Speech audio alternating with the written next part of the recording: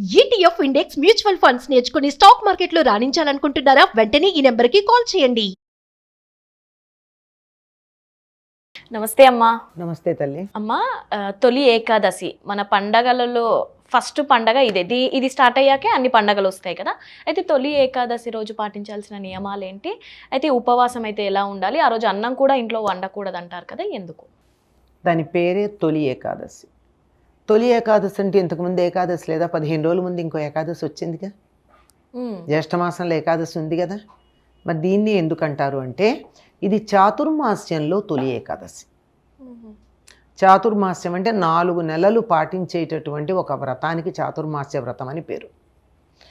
ఏమంటే దీనికి ఉన్న ప్రాధాన్యం ఏమిటంటే ఈనాడు నారాయణుడు యోగ నిద్రలోకి పెడతాడు. శయనేకాదశి అని కూడా అంటారు దీన్ని. మనకి ఒక సంవత్సరం జరిగితే దేవతలకు ఒక రోజు, ఆ విధంగా వాళ్ళకు ఒక రోజు జరిగేటప్పుడు ఆయన నిద్రపోవడానికి ఉపక్రమించినటువంటి సమయం ఏది? ఈ తొలి ఏకాదశి నాడు. 4 నెలలంటే 4 జాములు అంటే 8 గంటలు. 8 గంటలు ఇక్కడి నుంచి ఆయన కార్తీక శుద్ధ ఏకాదశి దాకా ఉండే 4 నెలలు అంటే 8 గంటలు విశ్రాంతి తీసుకుంటాడు. దేవతలకు రాత్రి అది. అందుకే దానికి ప్రారంభించేటటువంటి కాలం గనక ఇక్కడి నుంచి మొదలయ్యేటటువంటివన్నీ కూడా అనేకమైనటువంటి ప్రత్యేక సాధనలకు సంబంధించినటువంటి కాలం. ఏకాదశి వ్రతాన్ని ప్రారంభించేవాళ్ళు లేదా చాతుర్మాస్య వ్రతం ప్రారంభించేవాళ్ళు మొదలుపెట్టే రోజు అనే ఉద్దేశంతో దీన్ని తొలి ఏకాదశి అనేటటువంటి పేరుతో పిలుస్తారు. అది ఇక్కడి నుంచి మొదలవుతుంది. ఈనాడు విష్ణుమూర్తి యోగ నిద్రలోకి ప్రవేశిస్తాడు. కాలాన్ని భగవత్ స్వరూపంగా ఆరాధిస్తాం మనం. కాలాన్ని ఎందుకు ఆరాధిస్తామంటే మిగిలింది దేన్నైనా పోగొట్టుకుంది తెచ్చుకోగలం, కానీ తెచ్చుకోలేని వస్తువులు 2 ఉన్నాయమ్మా ప్రపంచంలో. ఒకటి ప్రాణం, రెండోది కాలం. ఈ 2 తెచ్చుకోలేం, మిగిలినవన్నీ సంపాదించవచ్చు. అటువంటిది ఆ కాలస్వరూపంగా భావించేటప్పుడు వాళ్ళకు ఒక సంవత్సరం అవుతుందన్నాం కదా. ఉత్తరాయణం అన్నది వాళ్ళకి పగలు, దక్షిణాయనం అన్నది రాత్రి. మరి దక్షిణాయనం ప్రారంభమవుతోంది ఈ తొలి ఏకాదశికి కొద్ది రోజులు అటు ఇటుగా. ఉత్తరాయణం పగలు, దక్షిణాయనం రాత్రి దేవతలకు. ఈ ఉత్తరాయణం అనేది ఎప్పుడు ప్రారంభమవుతోంది? జనవరి 14 లేక 15 ప్రారంభమవుతుంది.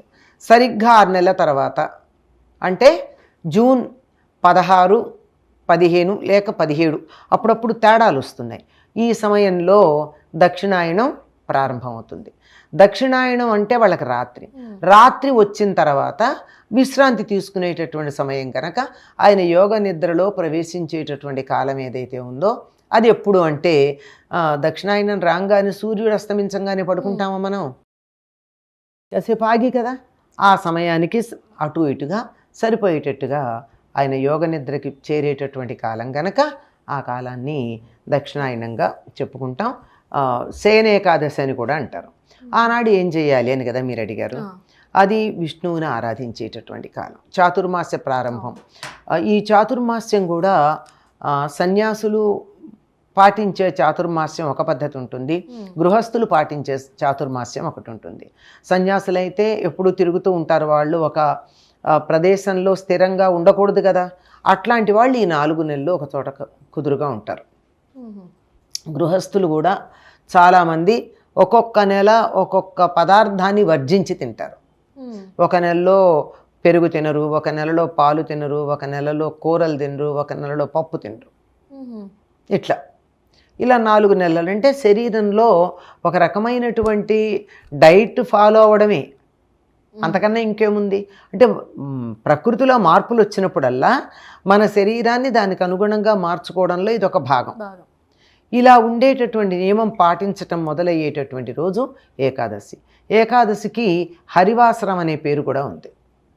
అంటే విష్ణుమూర్తికి చాలా ప్రీతికరమైనటువంటిది కనుక ఈనాడు విష్ణు సహస్రనామ పారాయణ చేస్తారు. మీరు ఇందాక అన్నారు ఉపవాసాలు చేస్తారని. కొంతమంది అన్ని ఏకాదశిలో ఉపవాసం ఉంటారు. మ్మ్. సంవత్సరంలో వచ్చే అన్ని 24 అవును.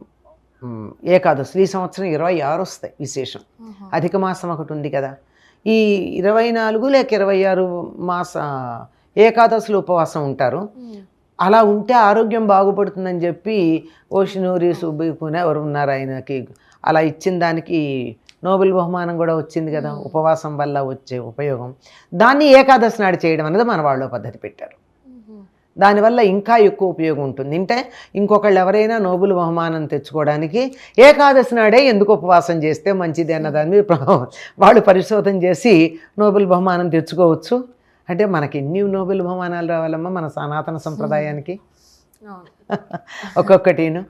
అలా ఏకాదశి నాడు తప్పనిసరిగా ఉపవాసం ఉంటారు. ఉపవాసం అంటే అన్నం మానేసి ఉండడం అందులో ప్రధానమైన భాగమే అని అనుకున్నా, ప్రధానం అని కూడా చెప్పడానికి ఒక భాగం, ప్రధానంగా భగవత్ చైతన్యంతో మనం కలిసి ఉండడం, ఉపాసమీపంలో వాసం ఉండడం. అంటే భగవంతుడి యందు మన మనస్సు లగ్నం చేసి ఉండేటటువంటి రోజు ఉండవలసిన రోజు ఏకాదశి. ఎందుకు అంటే ఆ రోజు తొందరగా మన మనసు ఏకాగ్రమయ్యే అవకాశం ఉంది.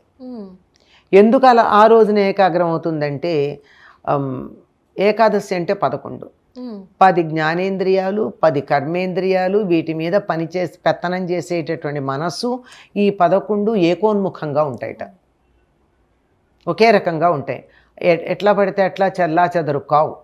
సరిగ్గా మన పొజిషన్స్ కూడా ప్లానెటరీ పొజిషన్స్ చూసినట్టయితే, ఇది భూమి అనుకున్నట్టయితే, అక్కడ సూర్యుడు ఉన్నట్టయితే జీవప్రజ్ఞ నిటారుగా ఇట్లా లంబకోణంలో పెడుతుంది, ఏమాత్రం ఇటు కానీ వంగకుండా. కనుక మనం ఏం చేసినా స్ట్రైట్గా పైలోకానికి వెళ్ళే ఛాన్స్ ఉంది. అందువల్ల మీరు ప్లానెటరీ పొజిషన్స్ కనుక మీరు బొమ్మలు గీసుకుంటే స్పష్టంగా తెలుసు, లంబకోణంలో ఉంటుంది. కనుక ఈనాడు చేసేటటువంటి సాధన అంతా మన జీవ ప్రజ్ఞని ఊర్ధ్వముఖంగా తీసుకెళ్ళడానికి ఎక్కువ సహకరిస్తుంది. అందువల్ల ఆ ఉండే ఉపవాసం ఏదో ఈరోజు ఉండండి, శరీరానికి ఆరోగ్యం ఉంది, ఆధ్యాత్మికంగా మీరు ఉన్నత స్థితికి వెడతారు అని చెప్పేటటువంటి ఒక పద్ధతి మనకుంది. ఇది నాడు తప్పకుండా చేస్తారు. సంవత్సరం అంతా మిగిలిన ఏకాదశులు ఉపవాసం ఉన్నా లేకపోయినా ఈనాడు మాత్రం తప్పనిసరిగా ఉంటారండి చాలామంది. అందరూ ఉండాలని నియమం లేదు, ఎక్కువ మంది అని చెప్పాను. ఎవరెవరు ఉపవాసం ఉండకూడదో కూడా మన వాళ్ళు చెప్పారు. గర్భవతులు, పాలిచ్చే తల్లులు, పసిపిల్లలు, అనారోగ్యంగా ఉన్నవాళ్ళు, అప్పుడే అనారోగ్యం నుంచి కోలుకుంటున్నటువంటి వాళ్ళు, శారీరకంగా శ్రమపడాల్సిన వాళ్ళు, పొలం పనులు మొదలైన బరువైన పనులు చేసేవాళ్ళు, వీళ్ళెవరూ దేవుడికి దండం పెట్టుకుంటే చాలు ఉపవాసం ఉండక్కర్లేదు అని ఒక కన్సెషన్ ఇచ్చారు.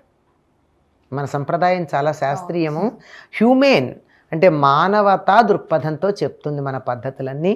కనుక ఈనాడు అలా చేయాలని చెప్తారు. ధన్యవాదాలమ్మా. నమస్తే అమ్మా.